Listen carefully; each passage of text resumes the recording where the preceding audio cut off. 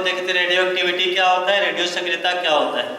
उसमें आपको alpha beta और गामा का उत्सर्जन किस प्रकार से होता है ऑलरेडी बता दिया गया है। आज हम लोग देखेंगे रेडियो सक्रिय विघटन के नियम। हम लोग देखेंगे आज रेडियो सक्रिय विघटन के नियम, लॉ। हम लोग देखेंगे law of radio active disintegration.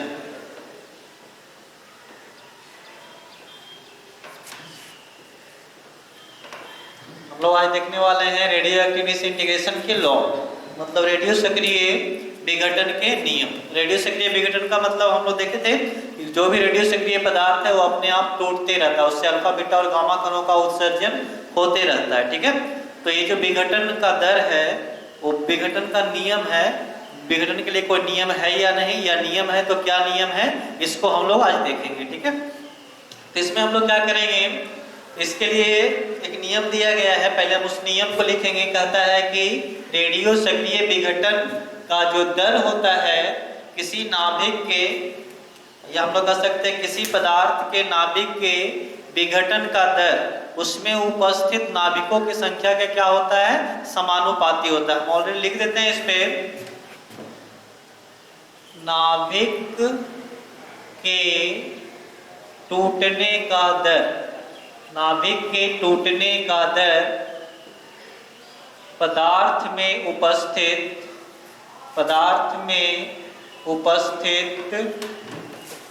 नाभिकों की संख्या के समानुपाती होता है। इसे क्या कहेंगे, रेडियो सक्रिय विघटन के नियम। इसे हम लोग क्या कहेंगे, इसे रेडियो सक्रिय विघटन का नियम कहा जाता है।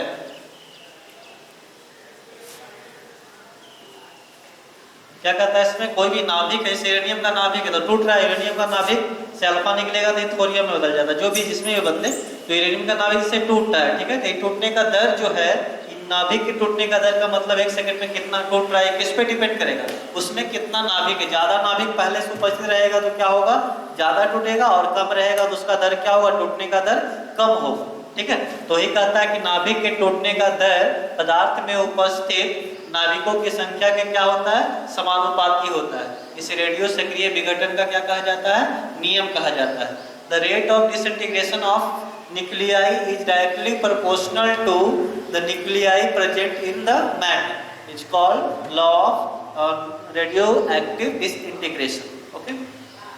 तो हम इसके लिए फॉर्मूला ड्राइव करेंगे कि रेडियो सक्रिय विघटन के लिए फॉर्मूला क्या होता है, उसके लिए हम लोग देखेंगे।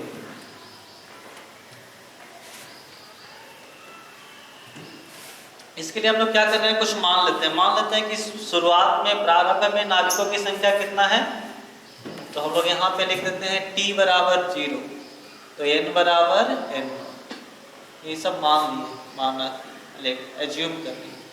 ठीक है, t बराबर 0 मतलब शुरुआत में, n मतलब नाभिकों की संख्या, n बराबर कितना है, 0 है। ठीक है, अब t बराबर t मतलब थोड़ा देर के बाद में, तो t बराबर t पे क्या है, n का मान कितना हो जाता है, n हो जाता है। t बराबर 0 का मतलब शुरू में नाभिकों की संख्या कितना, n0, बाद में कुछ देर के बाद टूटने के बाद कितना बच जाता है, n बच जाता है। ठीक है, n हो जाता है। तो यहाँ पे हम लोग क्या कहेंगे, dn बटा dt।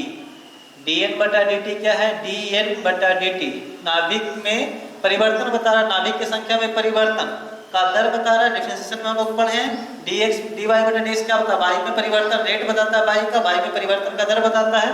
तो यहाँ पे क्या बताएगा, dn बटा dt क्या बताएगा आपको, n की संख्या में परिवर्तन का दर, मतलब नाभिक के टूटने का दर हुआ। टूटना का मतलब घटना, तो यहाँ क्या आ जाएगा, माइनस, ये समानुपाती होगा किसके, तो इसी में उपस्थित जाएगा, नाभिक उपस्थित है, कितना उपस्थित है, n, तो n के टूटने का दर जो होगा उसमें पहले से जितना नाभिक है उसी के समानुपाती होगा।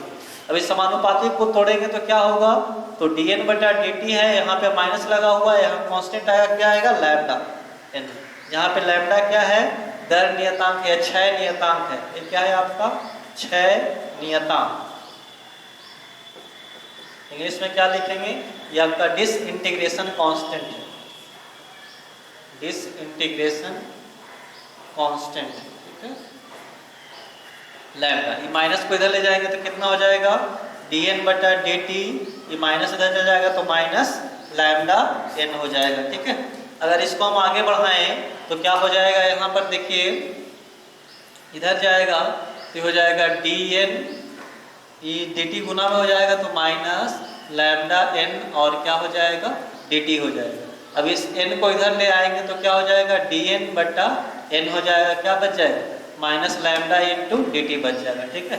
अब क्या करते हैं? इसको इंटीग्रेशन कर दे। इंटीग्रेशन अगर नहीं पढ़ेंगे तो पढ़िएगा, ऐसे 11th में आपको ऑलरेडी बेसिक में बताया हुआ है। और इधर भी इंटीग्रेशन हो जाएगा तो माइनस लैम्डा dt हो जाएगा, ठीक है। अब यहाँ पे इंटीग्रेशन में आपको बताया गया जो कांस्टेंट आता है वो कहाँ चला जाता है? बाहर चला जाता है। कि बच जाएगा इंटीग्रेशन dn बटा n माइनस लैम्डा बाहर आ गया, क्या बच गया? dt बच गया, ठीक है। पहले इतना नोट कर लीजिए, उसके बाद देखते हैं। तो यहाँ पे क्या आ चुका है हम लोग को? इंटीग्रेशन dn बटा n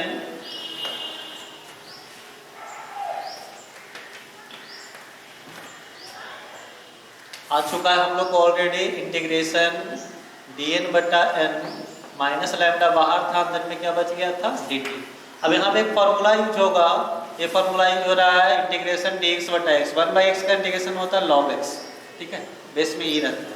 उसी तरह से 1/n का इंटीग्रेशन कितना होगा? तो log n होगा, बेस में कितना रहेगा? ये माइनस लैम्डा कांस्टेंट, इंटीग्रेशन और d खत्म हो जाएगा, क्या बच जाएगा? t और प्लस क्या हो गया? c, जहाँ पे c क्या है? इंटीग्रेशन कांस्टेंट है, ठीक है। इंटीग्रेशन समाकलन नियतांक है c। इसको हम लोग c का मान निकालना होगा। तो c का मान निकालने के लिए क्या करेंगे हम लोग? तो चूंकि हम लोग देखे थे जब t बराबर कितना था? 0, तो n बराबर कितना था? n0 n0, तो इसमें रख देंगे, ये हो जाएगा log n के जगह कितना रखा जाएगा? n0, बेस में कितना है? e है, माइनस लैम्डा t के जगह कितना? 0, प्लस कितना हो गया? ये c हो गया, ठीक है।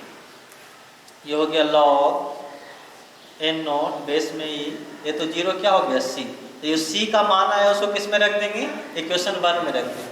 तो हम लोग यहाँ पे क्या यूज कर रहे हैं? From equation 1। इक्वेशन 1 कितना था? इक्वेशन 1 था log n बेस में e बराबर माइनस लैम्डा t, और c की जगह कितना रखा जाएगा? log n0 e। इसको इधर ले जाओ या इसी को इधर, इसको इधर लाओगे तो कितना हो जाएगा? log n बेस में e, इधर माइनस कितना हो जाएगा? log n0 बेस में, इधर क्या बच गया? Minus lambda t।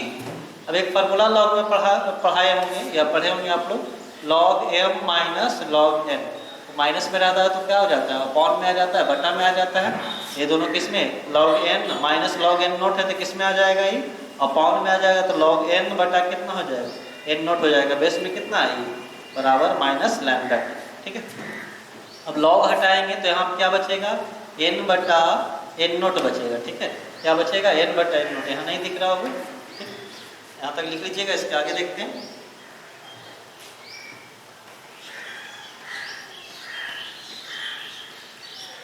अब देखिए अगर log को हटाते तो क्या बचेगा? इधर n बटा n0 बचेगा। log हटाने के बाद n बटा n0, e पे पावर कितना हो जाएगा?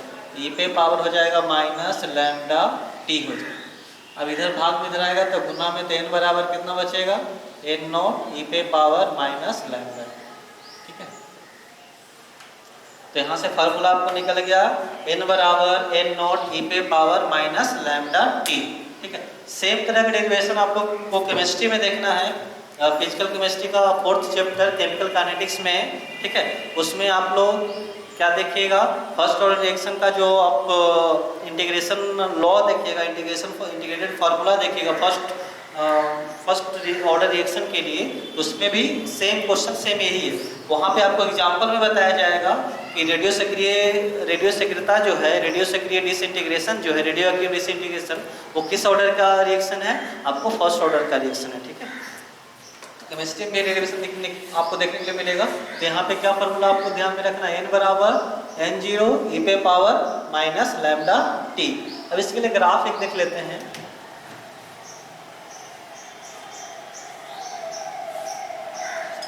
इधर टाइम ले रहे हैं और इधर n ले रहे हैं, ठीक है, नाभिक की संख्या और यहाँ पर टाइम ले रहे हैं। तो शुरू में देखिएगा, शुरू में कुछ ना कुछ तो होगा नाभिक की संख्या, तो यहाँ पर n नोट होगा, मान लीजिए 10 है, और थोड़ा देर के बाद क्या हो जाएगा, ये घटते जाएगा, ठीक है, घटते जाएगा। कैसे घटेगा, तो अगर इसको हम लोग, ये तो यही है, लेकिन अगर हम इसको यहाँ से समझें, इस फार्मूला समझें, तो n बराबर, ये माइनस हटाने के लिए n नोट, अब बट्टा में माइनस हटाइएगा तो नीचे जाएगा e पे पावर लैम्डा t।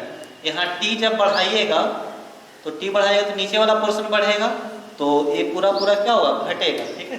तो जैसे जैसे टाइम बढ़ेगा ये क्या होगा, घटेगा, ठीक है।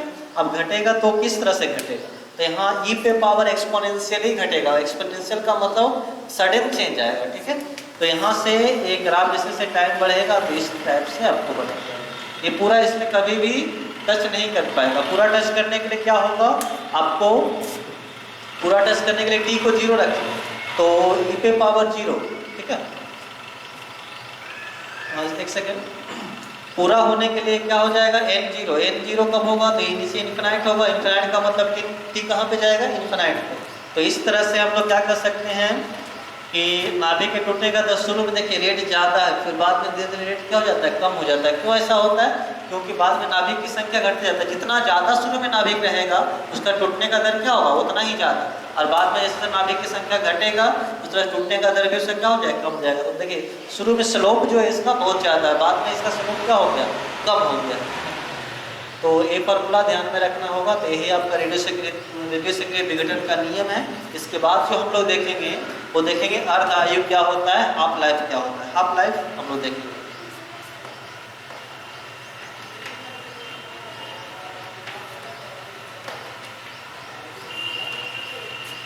डेरिवेशन आता है, इसको आप नोट कर लीजिएगा अच्छे से।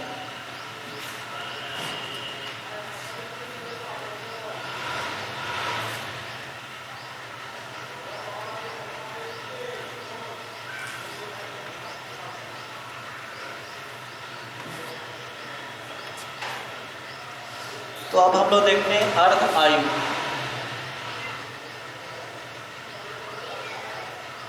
Half life.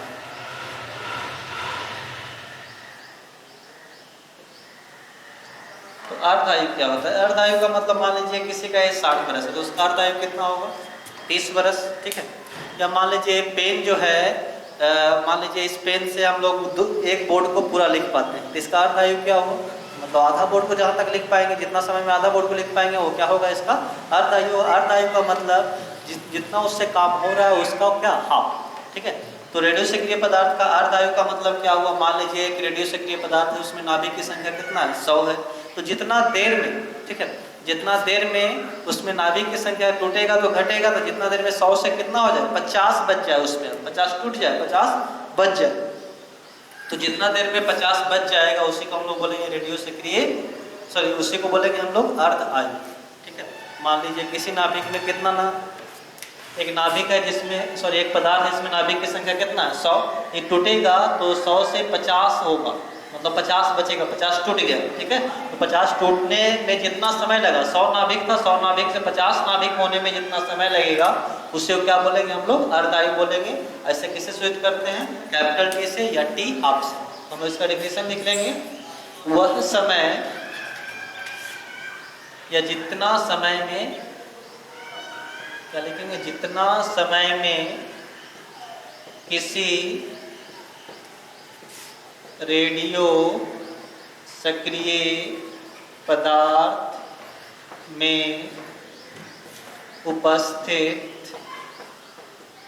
नाभिकों की संख्या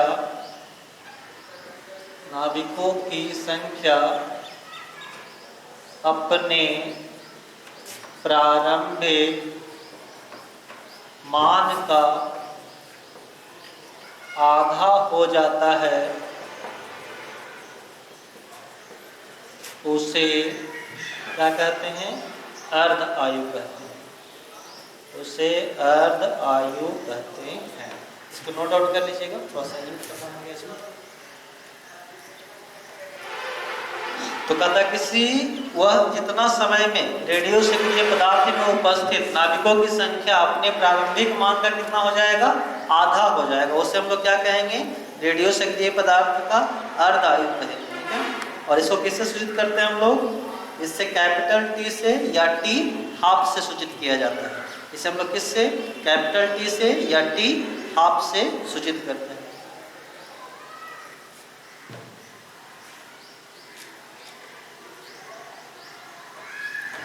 ठीक है, इससे हम लोग लिख लेंगे, इसे कैपिटल टी या टी हाफ से सूचित किया जाता है।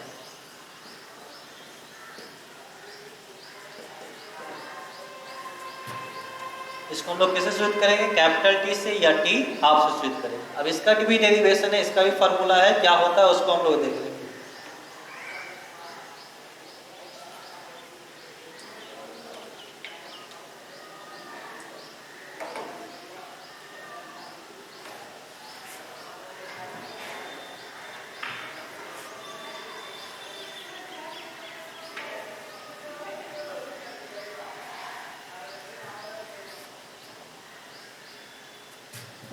तो हम लोग फार्मूला भी देखे थे, n बराबर n नोट ई पे पावर माइनस लैम्डा टी, ये देखे थे। तो हम लोग क्या कहेंगे? t बराबर क्या लेंगे? कैपिटल t बराबर कैपिटल टी का मतलब अर्ध आयु। तो अर्ध आयु में क्या होगा? n बराबर कितना हो जाएगा? n नोट बटा 2 हो जाएगा। अभी डेफिनेशन बताएं, अर्ध आयु क्या होता है? जितना समय में n नाविकों की संख्या शुरू वाला मान का मतलब n नोट का क्या हो जाएगा? आधा। तो n बराबर n नोट बटा 2 मतलब प्रारंभिक मान का आधा जब होगा तो उसी समय को हम लोग क्या कहेंगे? अर्ध आयु कहेंगे। और किससे लिखेंगे? कैपिटल टी से लिखेंगे, ठीक है। अब इसी को इसमें रख दो, तो n की जगह कितना रख देंगे? n नोट बटा 2। ये तो n नोट की जगह n नोट है, e पे पावर माइनस लैम्डा की जगह लैम्डा रहने दो, और t की जगह क्या लिख दो? Capital T. इससे ये कट गया, क्या बच गया? 1/2। ये माइनस हटाने के लिए क्या हो जाएगा? 1 बटा ई पे power lambda T minus capital T है। देखो 1/2 बचा, ठीक है। यहाँ n नोट तो कट ही गया है, ई पे पावर माइनस लैम्डा टी बचना चाहिए। इसको अपाउंड में करेंगे तो माइनस खत्म हो जाएगा, इसको इधर करो तो ई पे पावर कितना हो गया? लैम्डा टी हो गया। इधर जाएगा तो क्या हो गया? 2 हो गया। अब इसको कैपिटल टी सोल्व करना है तो इसके लिए क्या करेंगे? इसमें लॉग ले लेंगे, ये हो जाएगा लॉग ई पे पावर लैम्डा टी, ठीक है। इधर भी लॉग कितना हो जाएगा? 2, दोनों का बेस कितना है? ई। अब जो पावर रहता है लॉग में गुना में आ जाता है, ठीक है। जो पावर होता है लॉग का वो मल्टीप्लाई में आ जाता है। तो यहाँ पे कौन मल्टीप्लाई में आ जाएगा? तो लैम्डा टी मल्टीप्लाई में आ जाएगा। तो क्या बचेगा? लॉग ई, और यहाँ ई बचेगा। यहाँ लॉग 2 का जब बेस में ई रहता था वैल्यू नहीं जानते हैं, तो बेस ई को बेस 10 में चेंज करने के लिए, बेस ई को बेस 10 में चेंज करने के लिए कितना से मल्टीप्लाई करेंगे? 2.303 से, ठीक है। तब यहाँ पे log 2 बेस में ई के जगह पे क्या हो जाएगा? 10। एक चीज फॉर्मूला और बताएं, जब दोनों सेम रहता है तो एक होता है, तो लैम्डा टी गुने कितना हो गया? 1। 2.303 और log 2 का वैल्यू कितना होता है? 0.301 होता है, याद रखना है इसको। तो यहाँ हो गया कैपिटल टी है, एक सेकेंड, यहाँ पे कैपिटल टी का क्या है? यहाँ पर कैपिटल टी। ये 2 गुना जब इसको करिएगा, मल्टीप्लाई करिएगा तो 0.693 आएगा। मल्टीप्लाई करके देख लीजिए। यहाँ से जब t निकालेंगे तो कितना हो जाएगा? 0.693 बटा लैम्डा। ये आपका अर्ध आयु का फॉर्मूला आ गया हाफ लाइफ का। t बराबर कितना होता है? 0.693 बटा कितना? लैम्डा। अब यहाँ पे इसको अगर ध्यान से देखिएगा तो लैम्डा क्या होता है? 6 नियतांक का मतलब कांस्टेंट है, और ऊपर वाला 0.693 ऑलरेडी कांस्टेंट है। तो जब कांस्टेंट को कांस्टेंट से भाग देंगे, जब कांस्टेंट को कांस्टेंट से भाग देंगे तो क्या होगा? कांस्टेंट को मतलब अर्ध आयु क्या होता है? नियत होता है, कांस्टेंट होता है। यानी टी क्या हो गया आपका? कांस्टेंट, नियत। मतलब क्या समझ में आया? अर्ध आयु नियत है कहने का मतलब जितना समय में देखिएगा 100 से 50 हुआ, मान लीजिए 100 से 50 होने में 5 मिनट लगता है, ठीक है। तो 50 से 25 होने में कितना मिनट लगेगा? 5 ही मिनट लगेगा। यही ना अर्ध आयु। अर्ध आयु यहाँ पे लिखा हुआ है, यहाँ पे क्या लिखा हुआ है? अर्ध आयु मतलब दोनों क्या रहना चाहिए? नियत रहना चाहिए, कांस्टेंट रहना चाहिए। और कांस्टेंट रहने का मतलब दोनों बराबर, और अर्ध आयु का मतलब क्या? आधा होना, तो 100 से 50, 50 से 25, तो यहाँ देखिए 100 से 50 होने में कितना देर लगा, 5 मिनट। तो 50 से 25 होने में भी कितना लगना चाहिए, 5 मिनट ही लगना चाहिए, क्योंकि यहाँ पे क्या है, टी कांस्टेंट है, नियत है। ठीक है, बहुत यूजफुल कॉन्सेप्ट है, इसको ध्यान में रखना है कि आपको रेडियो सक्रिय का जो अर्ध, रेडियो सक्रिय पदार्थ का जो अर्ध आयु होता है वो क्या होता है, नियत होता है, कांस्टेंट होता है, चेंज नहीं होता है। ठीक है,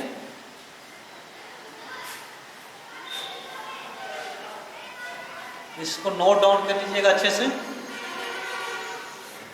अब इसमें एक शॉर्ट ट्रिक आपको बताते हैं, शॉर्टकट मेथड हाफ लाइफ निकालने के लिए, उसको ध्यान में रखना है।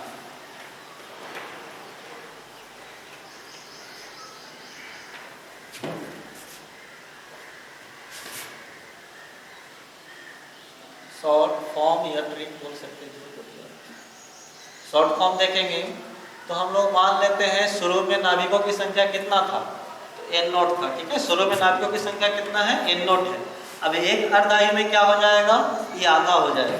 तो एक अर्ध आयु हुआ कैपिटल T, तो क्या हो गया आपका, इसका आधा कितना हो गया, n नॉट बटा 2। फिर एक अर्ध आयु और हुआ तो कितना हो जाएगा, n नॉट बटा 4 हो जाएगा, मतलब उतना बचेगा उसमें, बाकी सब टूट के निकल गया है। फिर एक और होगा तो इसका आधा हो जाएगा, n नॉट बटा 4 का आधा कितना, n नॉट बटा 8। यानी हम लोग देखें यहाँ तक अभी तक कितना अर्धायु हुआ, एक अर्धायु हुआ है, तो 2 पे पावर कितना आया, 1। इसको ऐसे लिख सकते हैं ना, इसको ऐसे लिख सकते हैं, n नॉट बटा 2 पे पावर कितना, 1। अब फिर एक अर्ध आयु और हुआ, देखिए कितना हो गया, n नॉट बटा 4 को क्या लिख सकते हैं, तो 4 को लिख सकते हैं 2 पे पावर 2। ठीक है, इसको क्या लिख सकते हैं,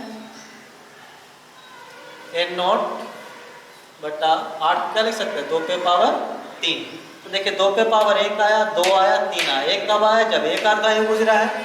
2 कब आया, जब 2 अर्धायु गुजरा है। 3 कब आया, जब 3 अर्धायु गुजरा है। मतलब n अर्धायु गुजरेगा तो n बराबर कितना हो जाएगा, n नॉट बटा 2 पे पावर n। ये फॉर्मूला है, इसको ध्यान में रखना है।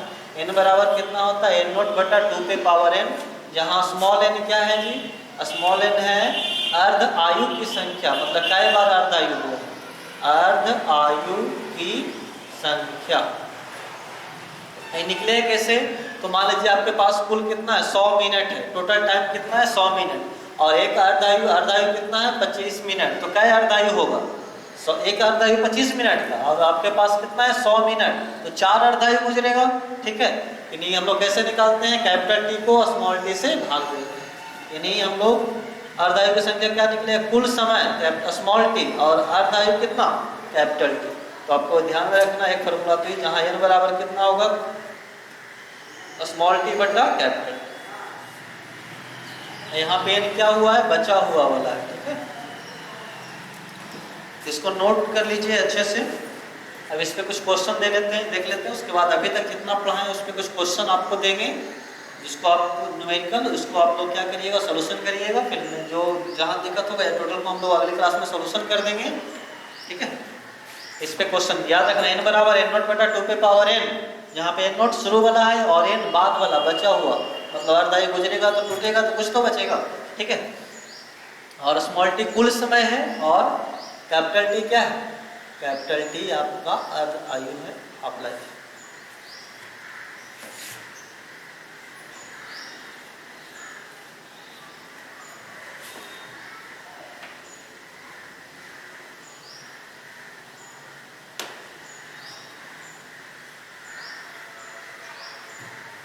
इस पे क्वेश्चन एक देखते हैं हम लोग, इस पे क्वेश्चन हम लोग देख रहे हैं,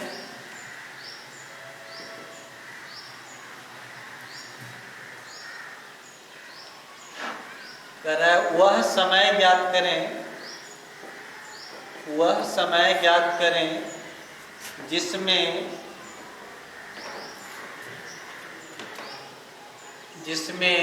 एक रेडियो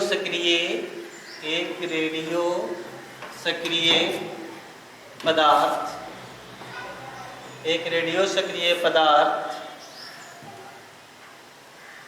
का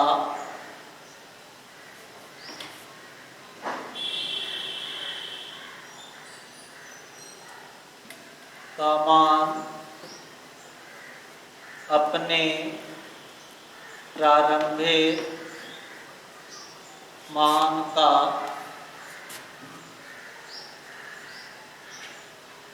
1/8 भाग हो जाता है यदि इसका अर्ध आयु 10 मिनट है। करा हुआ समय ज्ञात करें जिसमें एक रेडियो सक्रिय पदार्थ का मान, एक रेडियो सक्रिय पदार्थ अपने प्रारंभिक रेडियो सक्रिय पदार्थ का मान अपने प्रारंभिक मान का कितना हो जाता है, 1/8 भाग हो जाता है। मतलब पहले मान लीजिए कितना था, 16 था, तो 1/8 भाग मतलब 2 बच गया, बाकी सब टूट गया। ठीक है, यहाँ पे देखिएगा एन आपको बताया गया था। एन क्या है, जो इतना बचा हुआ है, टूट के निकल गया उसको छोड़ दीजिए, जितना बचा हुआ है। तो यहाँ पे हम लोग कहेंगे एन कितना बचा हुआ है, तो मान लेते हैं शुरू वाला कितना है एन नोट, उसका 8वां भाग, तो एन नोट बटा कितना हो जाएगा 8। जब भी लिखाएगा एन तो क्या लिखाएगा, बचा हुआ, तो एन बराबर कितना होगा, एन नोट बटा क्या कह रहा है, प्रारंभिक मान का 1/8 भाग हो जाता है। यही कहता है कि टूट जाता है, तब टूट जाता है तो उसको घटाना पड़ता है शुरू वाले। ठीक है, तो अभी हम लोग एक अगला क्वेश्चन उस पर देखेंगे। अभी इसको समझ लेते हैं कि वह समय ज्ञात करें जिसमें एक रेडियो सक्रिय पदार्थ, जो पदार्थ का मान अपने प्रारंभिक मान का कितना हो जाता है, 1/8 भाग हो जाता है। ठीक है, मतलब आपके पास शुरू में मान लीजिए 1600 रुपया था। ठीक है, कितना समय के बाद आपका जो पैसा है वो हो गया, इसका 8वां भाग हो गया मतलब आपके पास उतना बच गया, बाकी सब खर्च हो गया होगा। नहीं हो गया कितना, 200। शुरू में 1600 रुपया आपके पास था, उसका 8वां भाग हो गया। 8वां भाग हो गया कहने का मतलब शुरू में 1600 था, उसका 8वां भाग हुआ मतलब 200 भाग हो गया। 200 भाग हो गया मतलब आपके पॉकेट में 200 है, बाकी सब खर्च हो गया। ठीक है, तो वही कह रहा है 1/8 भाग हो जाता है, मतलब पहले कुछ था उसका कितना भाग रह जाता है, 1/8 भाग हो जाता है, या रह जाता है वो क्या होगा, n होगा। और बचे बोलेगा टूट, इतना टूट गया तो उसको शुरू वाला में n नोट में उतना घटाना पड़ेगा, वो आगे देखेंगे। n बराबर कितना दिया हुआ, n नोट बटा 8। अब देखना है,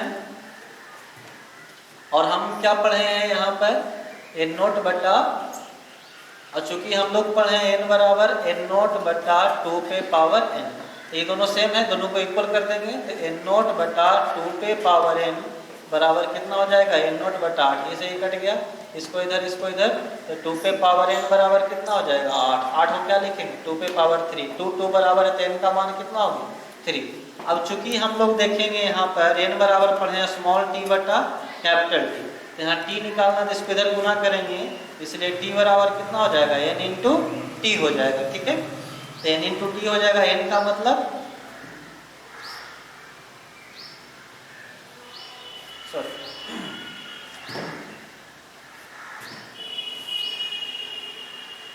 हाँ, इनका वैल्यू तो हम लोग निकाल चुके हैं, ऑलरेडी 3 निकाल चुके हैं, और उसका अर्ध आयु कितना है 10 मिनट, ये हो गया आपका 30 मिनट। फिर से क्वेश्चन को समझिएगा अच्छे से। करा हुआ समय ज्ञात करें जिसमें एक रेडियो सक्रिय पदार्थ का मान अपने प्रारंभिक मान का कितना हो जाता है, 1/8 भाग हो जाता है, मतलब उतना बच जाता है, बाकी सब टूट के निकल चुका है। तो जो बचा हुआ उसको किससे लिखते हैं, कैपिटल N से। तो n बराबर n नोट बटा 8, और हम लोग क्या पढ़े, n बराबर n नोट बटा 2 पे पावर n, दोनों को इक्वल किए तो n का मान कितना आया 3, मतलब 3 अर्ध आयु गुजरा होगा। एक अर्ध आयु में कितना समय लगा, 10 मिनट, तो 3 अर्ध आयु में कितना लगेगा, कितना लगेगा जी, 10 × 3 30 मिनट लगेगा। यहाँ से निकाल दिए। अगर इसको हम लोग मैनुअली हल करना चाहते हैं, ऐसे कैलकुलेशन करके नहीं, तो शुरू में कितना था n नोट, एक अर्ध आयु गुजरेगा, कितना लगेगा 10 मिनट, ये कितना हो जाएगा n नोट बटा 2 हो जाएगा। फिर 10 मिनट गुजरेगा तो n नोट बटा इसका आधा, तो n नोट बटा कितना हो जाएगा, फिर 10 मिनट गुजरेगा तो इसका आधा, तो n नोट बटा कितना हो जाएगा 8, n नोट बटा 8 हो गया। ठीक है, तो इसके लिए टाइम कितना लगा आपको, 10 मिनट, 10 मिनट और 10 मिनट कितना मिनट, 30 मिनट। ठीक है,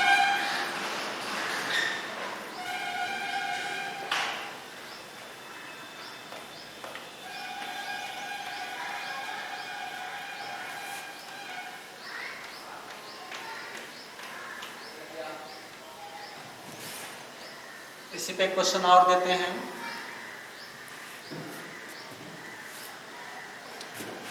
क्वेश्चन है वह समय ज्ञात करें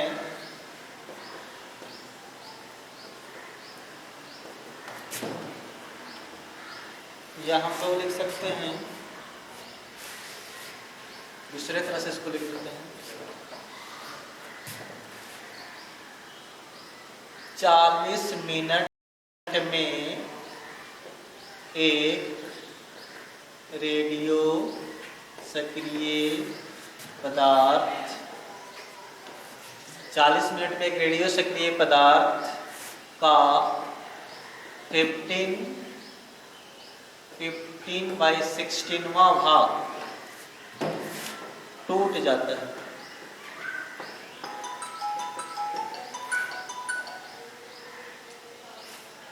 15/16वां भाग टूट जाता है तो उसका अर्ध आयु ज्ञात करें।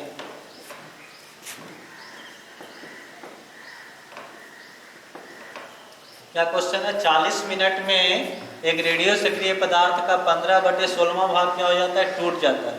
तो क्या करना है? उसका अर्ध आयु ज्ञात करना है। अब देखिए यहाँ पर एक टोटल समय दिया हुआ है तो स्मॉल टी हो गया जी 40 मिनट दिया हुआ है, ठीक है।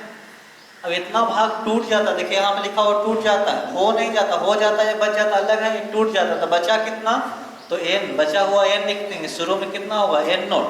शुरू में कितना होगा? n note. उसमें टूट गया कितना? उसका 15वां भाग, तो 15/16वां भाग, ठीक है। तो जब भी टूटा हुआ कहेगा आपको, जब भी टूटा हुआ कहेगा तो क्या करना है आपको?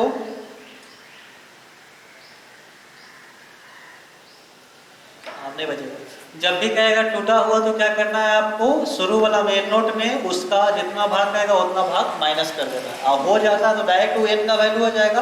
अब बोलेगा इतना टूट जाता है तो उसको क्या कर देना? माइनस कर देना। ये होगा तो 16 n note minus 15 n note बटा 16। ये बच जाएगा n नोट बटा 16 कितना बराबर? n बराबर। n बराबर हम लोग क्या जानते हैं? n नोट बटा 2 पे पावर, ठीक है। अब इस n नोट बटा 16 को क्या लिखेंगे? 2 पे पावर 4 लिखेंगे। n नोट बटा क्या लिखेंगे? 2 पे पावर n। सब से में n का मान यहाँ से कितना निकल के आएगा? 4 निकल के आएगा, मतलब 4 अर्ध आयु गुजरा होगा, ठीक है। यानी हम लोग अब चूंकि हम लोग जानते हैं n बराबर स्मॉल टी बटा कैपिटल टी, निकालना को चाहिए अर्ध आयु। टी दिया हुआ है, n का मान कितना आया? 4। स्मॉल टी कितना दे दिया? 40। कैपिटल टी इधर ही इधर, तो टी बराबर 40/4 कितना हो गया? 10 मिनट। इसका अर्ध आयु कितना होगा?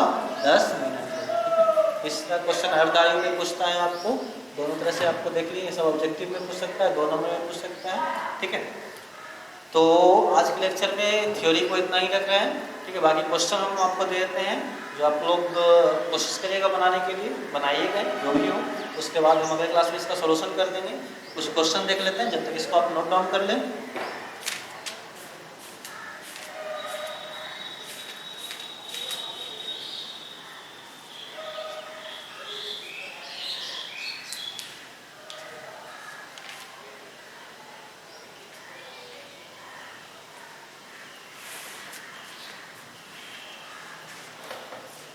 साफ कर लेते हैं।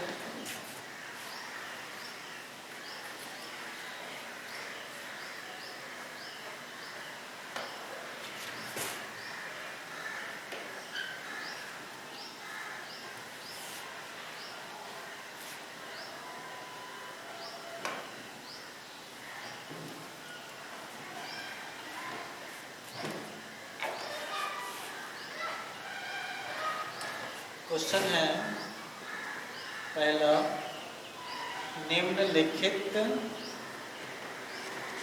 परमाणुओं में इलेक्ट्रॉन, प्रोटॉन तथा न्यूट्रॉन ज्ञात करें, ठीक है।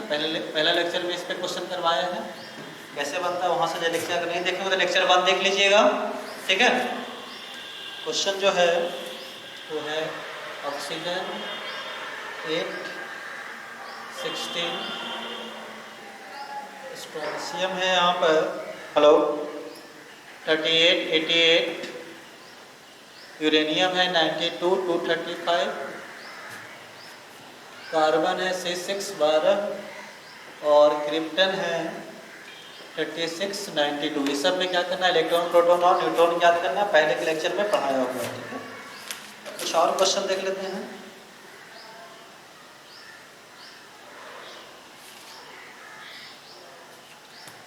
जो आज पढ़ाए उस पर कुछ क्वेश्चन देते हैं। वह समय ज्ञात करें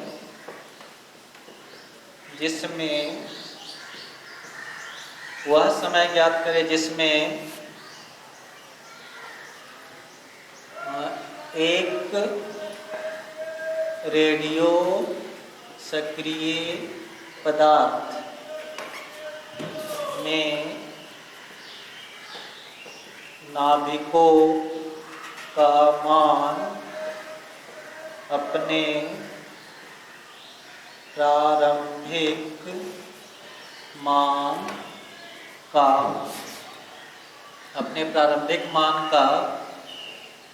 1/4 हो जाता है। यहाँ लिखा हुआ है हो जाता है यदि अर्ध आयु कितना है, तो अर्ध आयु जो है आपका 15 मिनट मान लेते हैं। ठीक है, एक क्वेश्चन और देते हैं। यूरेनियम लिखा हुआ है 92 to 38 से पहले 2 अल्फा किरण तथा फिर 2 बीटा किरण का उत्सर्जन होता है तो बने नए नाभिक में न्यूट्रॉन की संख्या बताएं। ठीक है, 3 क्वेश्चन बना लीजिएगा जरूर। बाकी अगले लेक्चर में मिलते हैं। वीडियो को शेयर करते रहिए, कमेंट करते रहिए और साइंस एरिना ऑनलाइन चैनल को, ऑनलाइन स्टडी चैनल को सब्सक्राइब करते रहें। ठीक है, और बाकी मिलते हैं अगले क्लास में। Thank you very much.